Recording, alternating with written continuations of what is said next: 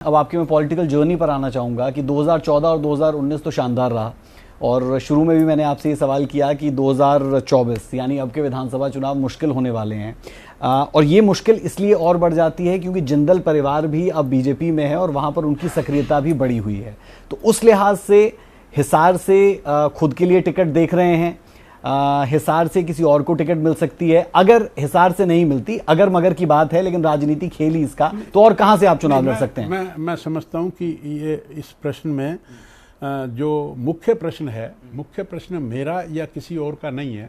मुख्य प्रश्न ये है कि कमल का फूल वहां से जीतना चाहिए और मैं ये दावे के साथ कह सकता हूं कि कमल का फूल हिसार से तीसरी दफा जीतेगा, इसमें कोई संदेह नहीं है।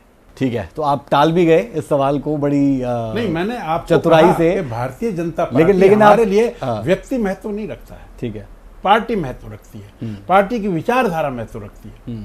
ठीक है, तो आप इन चुनावों को 19 के चुनावों से कैसे अलग देख रहे हैं? क्योंकि मैं कम से कम ऐसे अलग देखता हूं कि एंटी इनकम्बेंसी 10 साल के बाद ज्यादा हो जाती है। स्वाभाविक है। 40 सीटें पिछली मर्तबा थी, इस बार वो ग्राफ बढ़ जाए, ऐसा क्या आपने किया है और क्यों आपको लगता है? देखिए, ये जो अनेक प्रकार की हमारी उपलब्धियां हैं, चाहे वो बेटी बचाओ बेटी पढ़ाओ हो, चाहे स्वच्छता की बात हो, चाहे ओपन डिफिकेशन को हमने बंद किया हो, चाहे सड़कें बनवाई हों, चाहे इंफ्रास्ट्रक्चर, फ्लाईओवर्स, अंडरपास बनवाए हों, चाहे वाटर वर्क्स बनवाया हो, चाहे स्काडा का हमने वाटर वर्क्स बनवाया, एसटीपी बनवाया, सड़कें, गलियां, और जो लोगों को सहूलियत देने, गैस का सिलेंडर है वो 500 रुपये में जो गरीब लोगों को हम दे रहे हैं। हमने लोगों को, किसानों को 6,000 रुपये की जो सम्मान राशि दी है, फसल जो खराब हो जाती है उसका मुआवजा भी जितना पिछली सरकारों ने दिया पूरे 50 साल में, उतना हमने इन 10 सालों में उससे कहीं अधिक दिया है।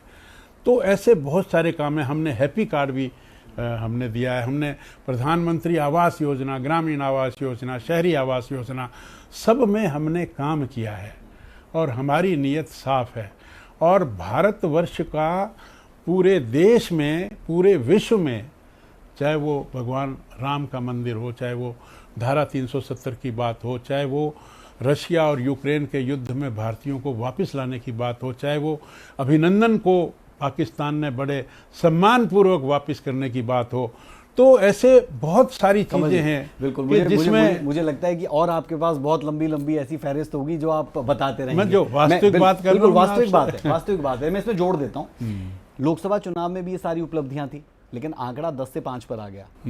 और अगर हम लोकसभा चुनाव की विधानसभाओं के हिसाब से जाएंगे तो 40-40 के करीब दोनों पार्टियां जीत पाई। नहीं, देखिए 45 सीटें हम जीते, 45 जीते हम, 45 जीते, कांग्रेस 41 जीती और 4 आप पार्टी को कोई। लेकिन सवाल यहाँ पर ये उठता है कि ये तमाम उपलब्धियां उस वक्त भी थी, लेकिन 10 से आंकड़ा 5 पर आ गया। खास कंगन को आरसी क्या, आपको 1 अक्टूबर को पता लग जाएगा कि Bharatiya Janata party absolute majority की सरकार बनाकर तीसरी दफा अपनी सरकार बनाएगी। अगर, फिर से मैं अगर पर आ रहा हूं, और वो इसलिए आ रहा हूं क्योंकि अभी के सिनेरियो के हिसाब से राजनीतिक पंडित भी ये कह रहे हैं, हम खुद भी फील्ड में जाते हैं, बहुत मुश्किल है कि किसी को भी क्लियर मैंडेट यहां से मिल जाए।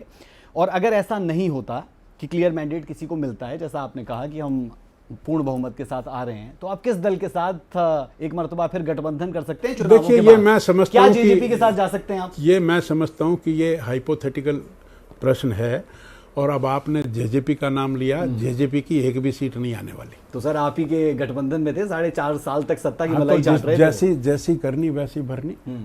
ऐसा क्या गलत कर दिया उन्होंने और क्या सही कर दिया आपने? ये जनता देख कर जनता बता देगी आपको। लेकिन जनता तो ये भी उन्हें कह रही है कि आप सत्ता की मलाई चाट रहे थे 4.5 साल तक, इसलिए हम आपको अब जरा थोड़ा दूर ही रखने वाले हैं। देखिए, the government is of the people, for the people and bye the people.